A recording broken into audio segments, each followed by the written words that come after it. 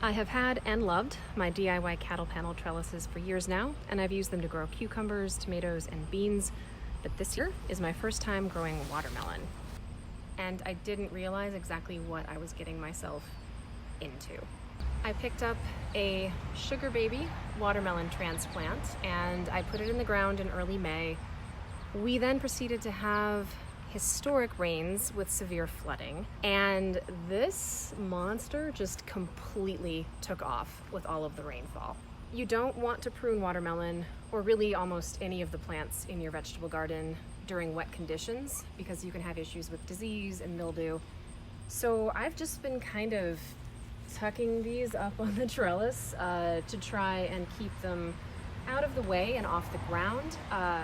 But we are now finally hitting a phase of clear, nice, sunny weather, and I can properly go in and prune these and take care of the mess that is my current watermelon trellis situation. I'm going to document the steps and the logic behind it for anybody else that's interested in trying to grow watermelons on a cattle panel trellis. I grow watermelon on a trellis for the same reason that I grow cucumbers on a trellis, namely they can be susceptible to mildew, and it does really help with airflow and disease prevention. It also helps to make it very visible when you've got something like a sucker that you need to prune off, like this guy.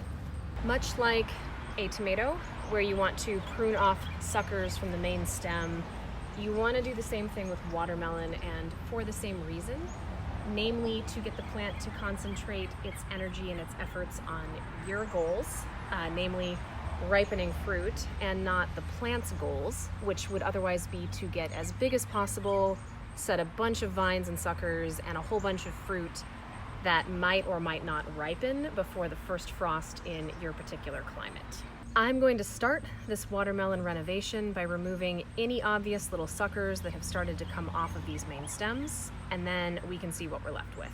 Note that I did sanitize these pruners earlier today with a diluted bleach solution, and I recommend you do the same. It really helps to avoid disease issues with these fresh cuts that we're making on the plant. This guy I thought was a sucker, but as I was removing all of the other suckers, the nice thing about it is I could start to see better, and I saw that this is in fact a main stem coming out of the ground that was just buried behind all these suckers. So let me show you how you trellis these on a cattle panel. They're not going to climb the way like this bean is climbing and wrapping itself around. They won't do that naturally, but if you take them and kind of weave them in and out of the trellis, they will take their little tendrils, and let me try and find a good example. They will take their little tendrils and wrap around the trellis once you put them in the right spot, at which point they're pretty secure. Moving to the second step, we need to find any main stems that we should terminate by cutting off the growing tip. We do this for the same reason that we should do this to indeterminate tomatoes as you get to the end of your growing season in the fall. Namely, you want to ripen the fruit that is on the stem. And you need to decide how ambitious you want to get here. A healthy watermelon stem can set anywhere from 2 to 4 fruits per stem. And if you had a long growing season, you could go for, 3 or even 4 before you terminated the vine. I have a pretty short growing season, and so I'm going to not be that ambitious. Even though I picked the sugar baby variety, which has smaller fruits and a shorter maturity window, they'll ripen in about 75 to 80 days versus larger ones can take 120. Even with that, I'm still going to err on the side of caution and terminate my stems when they have 2 watermelons on them that have set fruit and are growing. It's kind of emotionally difficult to do this with watermelons and with your tomatoes at the end of the season, but it really is important. I have one stem here, and I'll trace this up as it goes up my trellis, that has set at this point a fruit here. And if you keep on going, I had to bend it across, it's then set a second fruit here. That means I can terminate this one, and you can see there's still a lot of watermelon happening. I'm gonna go ahead and do the very emotionally hard thing and cut that off and allow the plant to focus on growing those 2 fruits and ripening them. It also frees up some trellis space, so if these other vines down below need more room, I can move them up and utilize this open space in the grid. It is important that you not do this proactively. Wait until you get 2 fruits. This is because watermelon vines have 2 important characteristics. First, they have male and female blossoms, much like a squash zucchini plant would. And only the female blossoms, the one that look like they have a little baby fruit at the base, only those blossoms set fruit. The male blossoms outnumber the females, I think 6 or 7 to 1.